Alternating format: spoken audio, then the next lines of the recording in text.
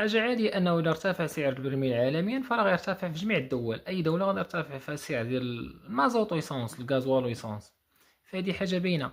غير هو ملي كينخفض سعر البرميل عالميا في المغرب كيقول لك أنه عندنا احتياطي ديال شهرين، يعني حنايا عندنا المخزون ديال البترول شهرين، فما أنا ما غاديش نخفض التسعيرة وأنا شريتها بالغلا، هادي ماشي مشكل.